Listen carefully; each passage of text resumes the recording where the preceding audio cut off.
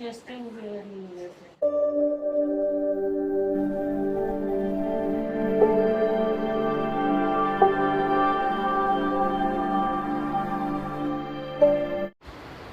అండి, welcome back to my YouTube channel happy Harisha.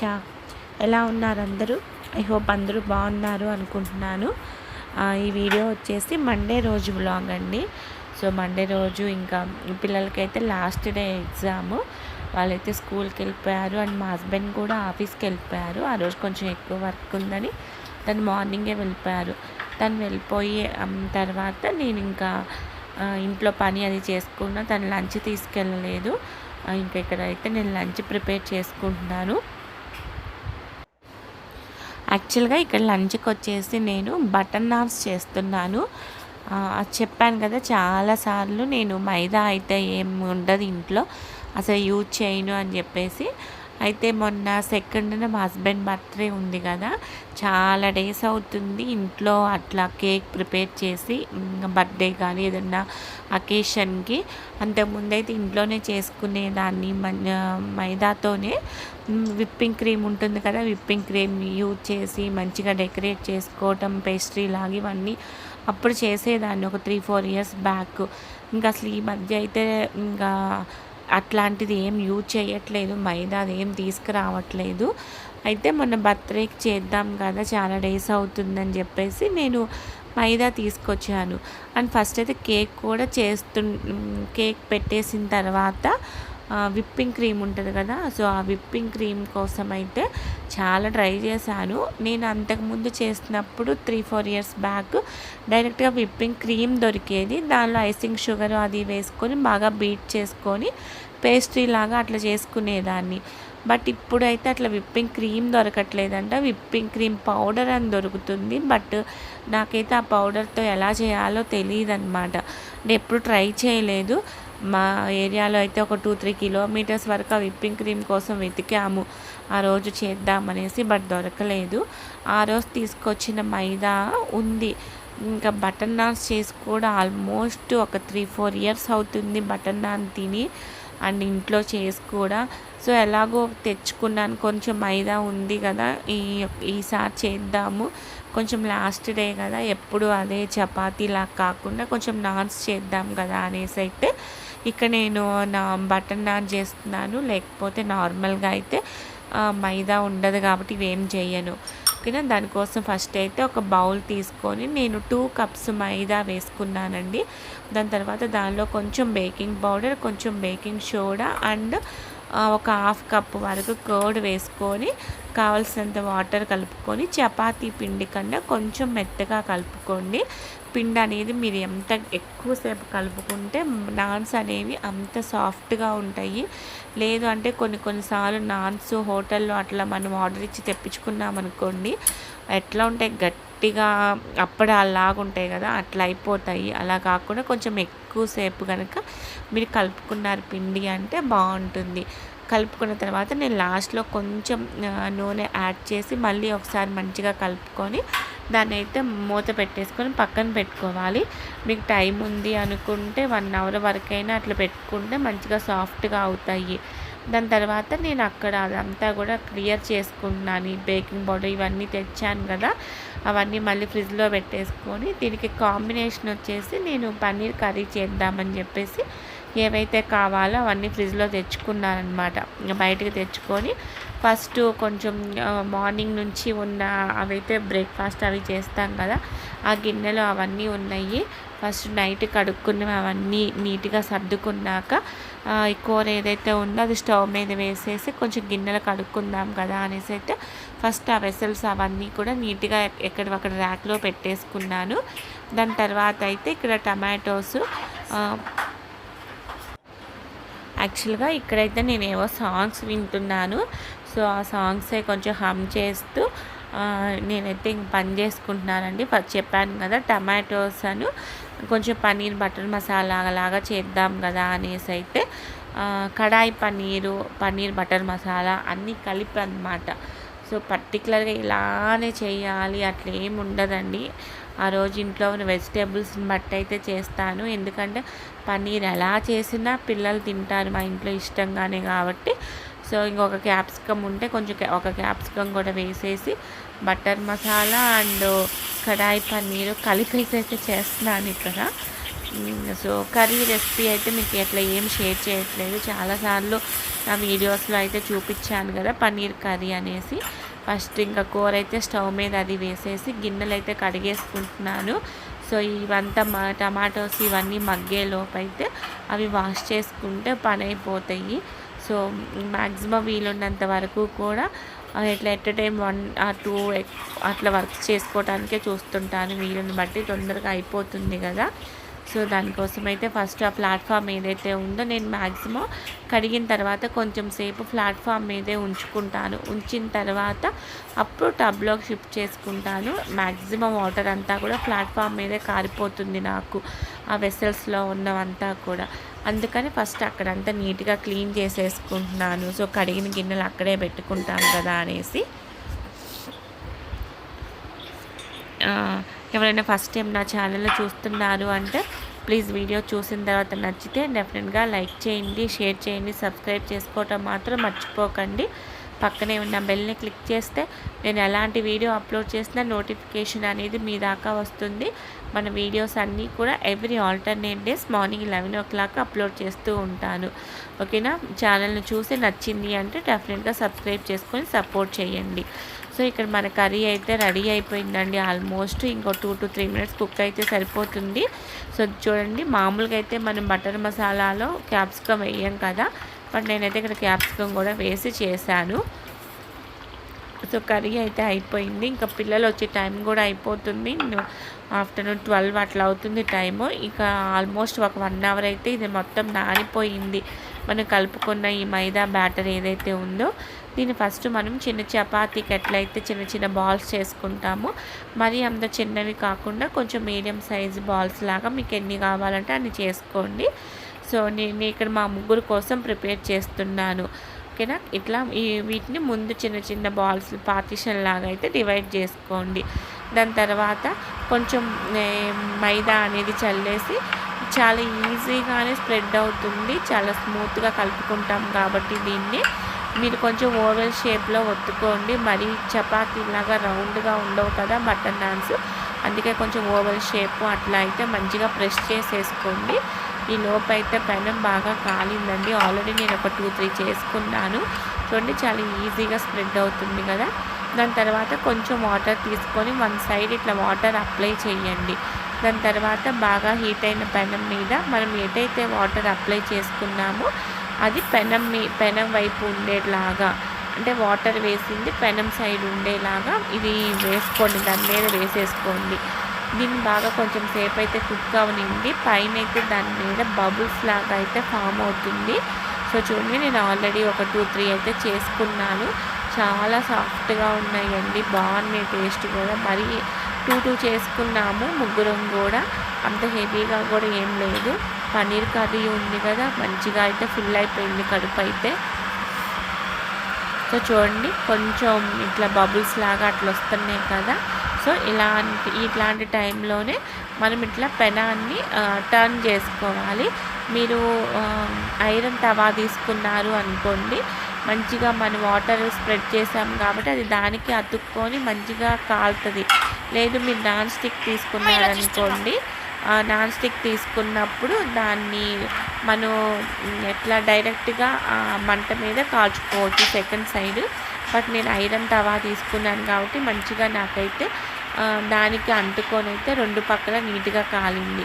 దాని తర్వాత నేను కొంచెం బటర్ ఉంటుంది కదా, బటర్ మెల్ట్ చేసుకొని దానిలో కొంచెం కొత్తిమీర వేసుకొని కలిపేసి పెట్టుకున్నానండి ముందే. తర్వాత వీటికి మంచిగా ఇదంతా అప్లై చేసుకున్నాను. మీరు కావాలి అనుకుంటే ఈ బటర్లోనే కొంచెం గార్లిక్ అనేది తురిమేసి వేసుకున్నారనుకోండి, అది గార్లిక్ నాన్ అయిపోతుంది. నేను గార్లిక్ వీళ్ళు ఎక్కువ తినరు కదా అనేసి అయితే నేను ఓన్లీ కొత్తిమీర అండ్ బటర్ అప్లై చేసుకున్నాను. చూడండి, హోటల్లో ఎలా ఉంటుందో సేమ్ అలాంటి టేస్టే వస్తుందండి. అంతే సాఫ్ట్గా ఉంటాయి. చూడటానికి కూడా అలానే ఉంది కదా లుక్ వైజ్గా. హ్యాపీగా అయితే మంచిగా మా లంచ్ అయితే ఫినిష్ చేసుకున్నాము. సో మా పిల్లలు వచ్చారు చూడండి. ఎగ్జామ్స్ అయిపోయాయి. సో ఒక 10 డేస్ అయితే బ్రేకు. మళ్ళీ ఏప్రిల్ 2 నుంచి అనమాట వాళ్ళకి స్కూలు. సో అప్పుడు కొత్త క్లాసెస్ స్టార్ట్ అవుతాయి. అందుకని చెప్పేసి వాళ్ళు ఇంకా వచ్చిన వెంటనే ఇంకా అసలు అనుభవించు రాజా అని పాడుకుంటా ఈ 10 డేస్ మమ్మల్ని బుక్స్ ముట్టుకోవద్దు, మాకు నచ్చినట్లు ఏ టైంకి లేస్తాము, ఏ టైంకి పడుకుంటాము, టీవీ చూస్తాము, అది ఇది అని చెప్పేసి ఇంక ఇద్దరు వచ్చిన దగ్గర నుంచి గొడవ. అట్లా వీడియో తీసి మరీ పంపిస్తున్నారు వాళ్ళ డాడీకి. సో మా ఎగ్జామ్స్ అయిపోయి వచ్చి అని చెప్పేసి అదే వాళ్ళ డాడీకి అది వీడియో తీశారు. సో దాన్ని నేను ఇక్కడ క్లిప్పింగ్ యాడ్ చేశాను. దాని తర్వాత ఎవరిదో అది బర్త్డేనో ఏమో అని చెప్పేసి సమన్వికి ఒక 2-3 చాక్లెట్స్ ఇచ్చారు క్లాస్లో. అవి పాపం అది దానికి 3 కానీ దానికి 2 ఇచ్చినా సరే ఒకటి తెచ్చి తమ్ముడికి ఇస్తుంది, ఒకటి అది తింటుంది. ఆల్రెడీ 3నో 4 వస్తే వాడికి ఇచ్చిందట వ్యాన్లో. స్టిల్ ఇంకా ఒకటి నాకని తీసుకొచ్చింది. అది వాడికి ఇవ్వకుండా నేనే తినేసానని చెప్పేసి సాయి చూడండి అలిగాడనమాట. నేను బొంగమూతి పెట్టుకున్నాను, నేను అలిగాను అని చెప్పేసి మీకే చెప్తున్నాడు. సబ్స్క్రైబర్స్ నేను బొంగమూతి పెట్టాను, అలిగాను అనుకుంటా, నేను చాక్లెట్ తిన్నాను అని చెప్పేసి. సో ఇక్కడ ఏదో మోటు పత్తులో ఏదో పెట్టాడు. ఇంకా రిమోట్ వాళ్ళ దగ్గర ఉంది అంటే ఇంక 2 months వాళ్ళు ఏది పెడితే అదే చూడాలి కదా. సో ముగ్గురమే, మా హస్బెండ్ ఆఫీస్కి వెళ్ళాడని చెప్పాను కదా. సో ముగ్గురం కూర్చొని లంచ్ అయితే ఫినిష్ చేస్తున్నాము. నేను వాడిని చెప్తున్నాను, వరే ఇంకా కొత్త మూవీస్ వేరే ఉన్నాయిరా, మోటు పత్తులు తీసేసి వేరేది పెట్టరా అన్న. వాడైతే పెట్టకుండా అదే చూస్తున్నాడు. దీని తర్వాత అయితే నేను ఇంకేం షూట్ చేయలేదండి. ఇంకా వాళ్ళ ఇంట్లోనే కాసేపు క్రికెట్ అది ఆడుకున్నారు. అండ్ వాడైతే క్లాసుకి కూడా వెళ్ళాడు, క్రికెట్కి కూడా వెళ్ళాడు. అండ్ సమన్వీని అయితే ఈ మంత్ పంపించట్లేదు, ఫీజు అయితే పే చేయలేదు నేను ఈ మంత్. ఎగ్జామ్స్ ఉన్నాయి కదా, ఎలాగూ చదువుకోవాలి అనేసి. ఇంకా 10 డేసే కదా, ఒకేసారి మళ్ళీ ఫస్ట్ నుంచి వెళ్తుంది బ్యాడ్మింటన్కి. సాయి అయితే డైలీ వెళ్తూనే ఉన్నాడు క్రికెట్కి. సో వాడు క్రికెట్కి వెళ్ళేసి వచ్చి మళ్ళీ ఆడుకోవటానికి అయితే వెళ్ళాడు. కింద వాళ్ళ ఫ్రెండ్స్తో ఆడుకుంటున్నాడు. నేను ఈ లోపైతే ఇంకా బట్టలు అయితే ఆరిపోయిన ఉంటాయి కదా, ఆరిన బట్టలు ఇవన్నీ కూడా ఫోల్డ్ చేసుకుంటున్నాను. యాక్చువల్గా అపార్ట్మెంట్లోనే మా ఫ్లోర్లోనే ఒక బర్త్డే పార్టీ ఉంది. సో 7కి అని చెప్పారు. ఇంకా ఆడుకొని వచ్చేసి వీళ్ళు ఫ్రెష్ అయ్యి అయితే రెడీ అవుతున్నారు బర్త్డే పార్టీకి వెళ్ళటానికి. ఆపోజిట్ ఫ్లాట్లో అమ్మాయిదే. సో ఇక్కడైతే ఇంకా స్నానం చేసింది, సాయి స్నానం చేస్తున్నాడు. కొంచెం ఆల్రెడీ ఆయిల్ అప్లై చేసింది, హెడ్ బాత్ ఏం చేయలేదు. అందుకే కొంచెం పోనీలాగా వేస్తానులే, హెయిర్ లీవ్ చేసుకుంటే బాగుండదు అని చెప్పేసి జస్ట్ సింపుల్గా పోనీ అయితే వేస్తున్నాను.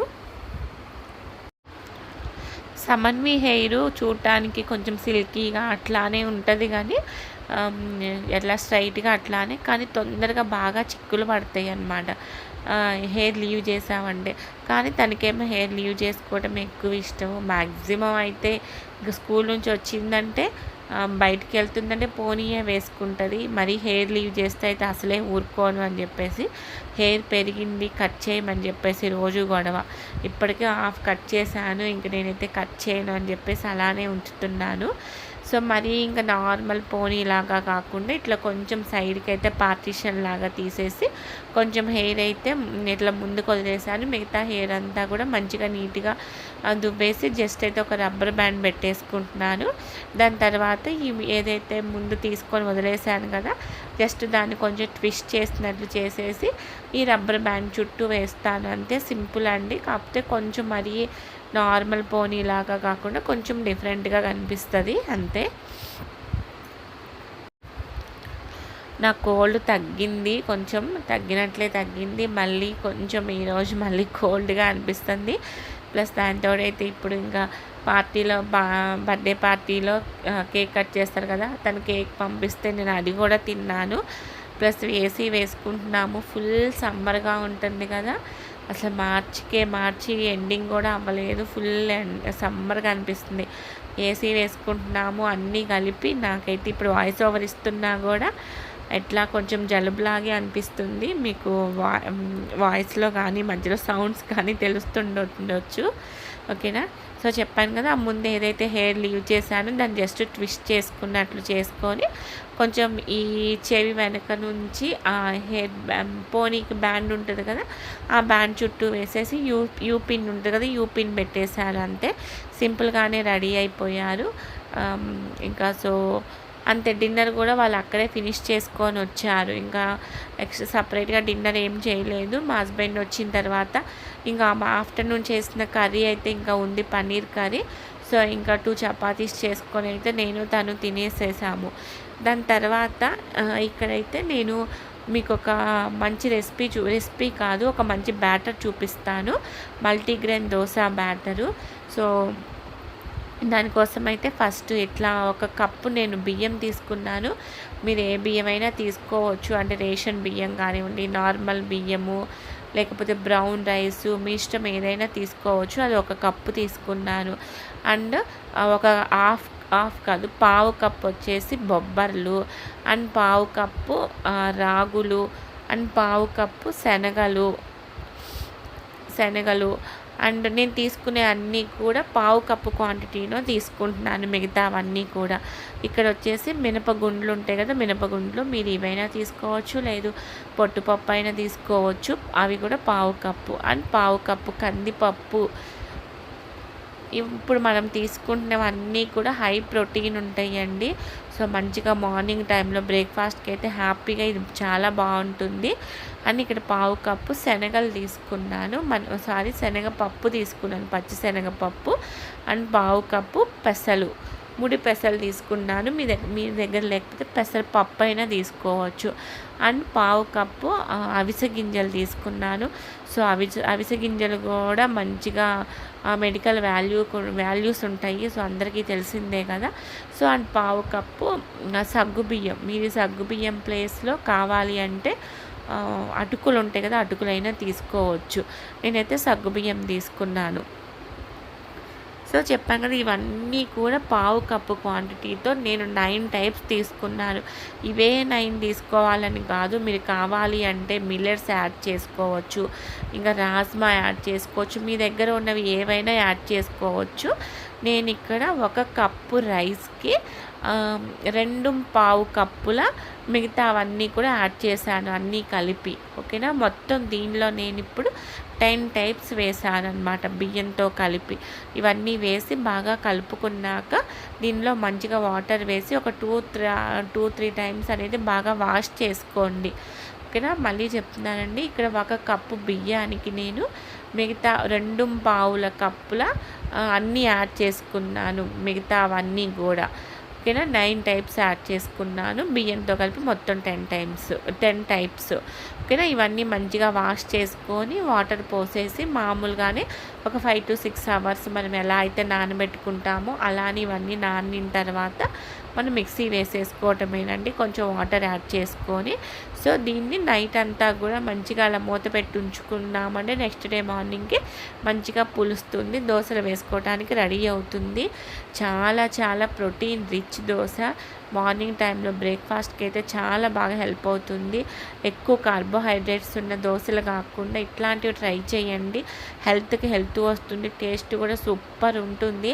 దీని మీద కావాలంటే మీరు కొంచెం ఆనియన్స్, కొంచెం క్యారెట్, అల్లం, పచ్చిమిర్చి ఇలాంటివన్నీ తురిమేసుకొని వేసుకున్నాను కూడా, సన్నగా కట్ చేసుకొని ఇంకా టేస్ట్ బాగుంటుంది. ఈ బ్యాటర్తో మనం ఓన్లీ దోశలే కాకుండా పునుగులు, గుంత పొంగనాలు, లేకపోతే ఓతప్పం ఇవన్నీ కూడా హ్యాపీగా దోశ బ్యాటర్తో ఏమైతే వేసుకుంటామో దీంతో కూడా ఇవన్నీ వేసుకోవచ్చు. టేస్ట్ అయితే అద్దరిపోతుందండి. ఒక్కసారి ఈ ఇంగ్రీడియంట్స్తో ట్రై చేయండి. మంచిగా చూడండి, 2 పక్కలా కాల్చుకుంటే మన ప్రోటీన్ రిచ్ మల్టీగ్రెయిన్ దోశ అయితే రెడీ అయిపోయింది. ఓకేనా. సో ట్రై చేసి ఎలా కుదిరింది అన్నది అయితే నా కమెంట్ సెక్షన్లో చెప్పండి. అంతే అండి ఈరోజు వీడియో. ఐ హోప్ మీకు నచ్చింది అనుకుంటున్నాను, హెల్ప్ అయిందని అనుకుంటే డెఫినెట్గా అయితే లైక్ చేసి సబ్స్క్రైబ్ చేసుకొని సపోర్ట్ చేయండి. ఎలా అనిపిస్తున్నాయి వీడియోస్ అన్నది అయితే మీ లైక్స్ ద్వారా, కమెంట్స్ ద్వారా చెప్తే నాకు ఇంకొంచెం మంచి వీడియోస్ చేయడానికి మోటివేషన్ లాగా ఉంటుంది. Thank you so much for watching. ఇంకొక మంచి యూస్ఫుల్ వీడియోతో మళ్ళీ కలుస్తాను. అప్పటిదాకా take care, bye. Please video నచ్చింది అంటే మాత్రం డెఫినెట్గా లైక్ చేయండి, కమెంట్ చేయండి, సబ్స్క్రైబ్ చేసుకోండి, మీ ఫ్రెండ్స్కి అండ్ రిలేటివ్స్కి షేర్ చేయండి. Thank you so much for watching. ఇంకొక మంచి యూస్ఫుల్ వీడియోతో మళ్ళీ కలుస్తాను. బాయ్.